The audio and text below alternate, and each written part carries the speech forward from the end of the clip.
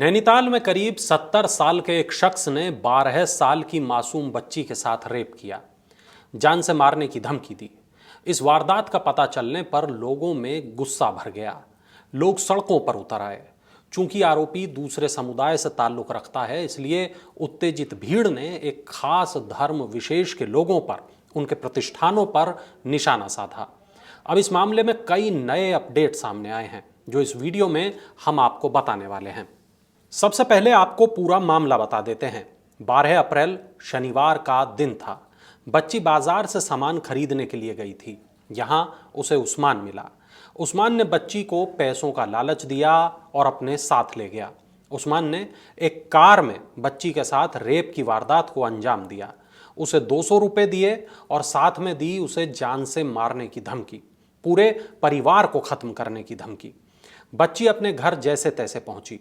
अगले 10 दिनों तक वो रेंग रेंग कर चलती रही। न खड़ी हो पा रही थी, न बैठ पा रही थी। यह हालत देखकर उसकी बड़ी बहन ने नानी को बुलाया, अपनी मां को भी फोन करके बुलाया। बच्ची को अस्पताल ले जाया गया, लेकिन आरोप है कि वहां डॉक्टर ने पुलिस के पास जाने को कहा और इलाज से इनकार कर दिया। इसके बाद एक महिला समाज सेवी के कहने पर बच्ची की मां पुलिस के पास पहुंची और पूरा मामला बताते हुए रिपोर्ट दर्ज कराई। उस्मान के खिलाफ रेप, आपराधिक धमकी देने और पॉक्सो एक्ट की धारा 3 और 4 के तहत मुकदमा दर्ज कर लिया गया। खबर फैली तो भीड़ गुस्से में आ गई। नैनीताल मानो उपद्रव की जद में पूरी तरह से आ गया। भीड़ के गुस्से को देखते हुए पुलिस भी सड़कों पर उतर आई। जैसे तैसे भीड़ पर काबू किया गया।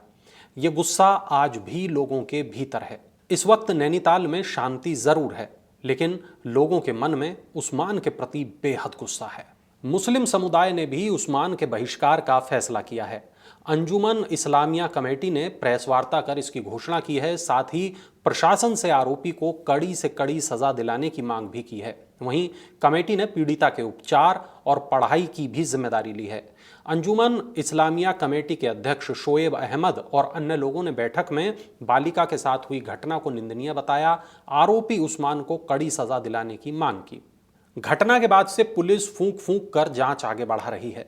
पुलिस सुरक्षा और एनजीओ के साथ पीड़िता को घटनास्थल पर लाया गया। यहां जांच की गई और आवश्यक बिंदुओं को अभिलेखों में दर्ज किया गया, ताकि पुख्ता चार्जशीट तैयार की जा सके। इससे पहले फॉरेंसिक टीम ने आरोपी उस्मान के घर और घटनास्थल का मुआयना कर सबूत जमा किए।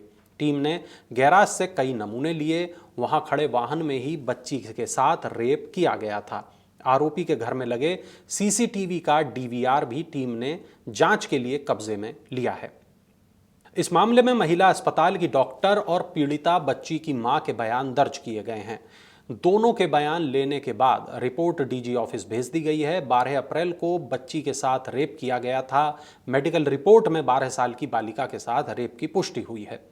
मेडिकल रिपोर्ट के बाद पुलिस ने बच्ची को ले जाकर आरोपी की शिनाख्त भी कराई। बच्ची ने आरोपी को तुरंत पहचान लिया। 23 अप्रैल को पीड़िता की बड़ी बहन ने मां को फोन पर घटना की जानकारी दी थी और मां के नैनीताल लौटने के बाद भी भयभीत बच्ची ने यह जानकारी अपनी मां को नहीं बताई। 25 अप्रैल को दोपहर करीब 1:45 बजे मां अपने साथ बच्ची को लेकर अस्पताल पहुंची, महिला अस्पताल पहुंची। यहां बच्ची की काउंसलिंग की गई।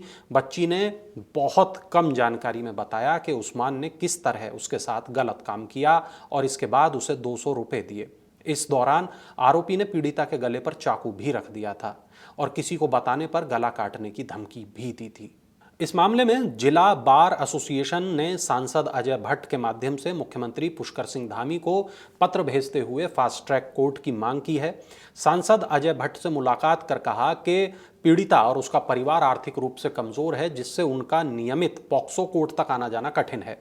पीड़िता को न्याय दिलाने के लिए नैनीताल बार एसोसिएशन ने 6 अधिवक्ताओं का पैनल गठित किया है और ये पैनल पीड़िता की ओर से केस की पैरवी करेगा। बालिका से रेप की घटना के बाद रुकूट कंपाउंड इलाके में सैकड़ों लोग रातों रात गायब हो गए। इन परिवारों का अचानक गायब होना कई सवाल खड़े कर रहा है। खास बात यह है कि सत्यापन अभियान चलाने की सूचना के बाद परिवार यहां से चले गए हैं, जिससे लोग हैरत में हैं। बता दें कि बालिका से रेप और बवाल के बाद यह सूचना फैली कि रुकूट कंपाउंड और उससे लगे क्षेत्र में प्रशासन पुलिस सत्यापन अभियान को चलाएगी। क्षेत्रवासियों के मुताबिक रुकूट कंपाउंड क्षेत्र में 200 से ज्यादा परिवार हैं और इसमें से 60% से ज्यादा दूसरे समुदाय के हैं। इन्हीं में से बिना सत्यापन कराए लोग रह रहे हैं और कई लोग यहां से रातों रात गायब हो गए हैं। 30 अप्रैल को मल्लीताल में तोड़फोड़ और मारपीट के बाद दुकानों के संचालक अब सामने आने लगे हैं। 3 रेस्टोरेंट संचालकों ने पुलिस को तहरीर दी। मल्लीताल में हुई घटना के बाद लोगों का आक्रोश फूट पड़ा था। विरोध के दौरान अराजक तत्वों ने समुदाय विशेष की कई दुकानों में तोड़फोड़ की थी। 3 रेस्टोरेंट संचालकों माजिद अली, जलालुद्दीन और मोहम्मद अहमद ने पुलिस को तहरीर दी है। तीनों ने कहा कि 30 अप्रैल की रात कई लोगों ने उनकी दुकानों में तोड़फोड़ की, साथ ही उनके साथ मारपीट भी की, जिससे उनको नुकसान हुआ है। उन्होंने सीसीटीवी फुटेज की जांच कर आरोपियों पर कार्रवाई की मांग की है और इस मामले में पुलिस ने क्या कहा वो भी सुन लीजिए। देखिए, दिनांक 30 अप्रैल को नैनीताल में एक नाबालिग बच्ची के साथ दुष्कर्म किए जाने की घटना सामने आई है। इसकी सूचना मिलते ही पुलिस द्वारा तत्काल संज्ञान लेकर एफआईआर दर्ज की गई। नामजद आरोपी को गिरफ्तार कर जेल भेजा जा चुका है।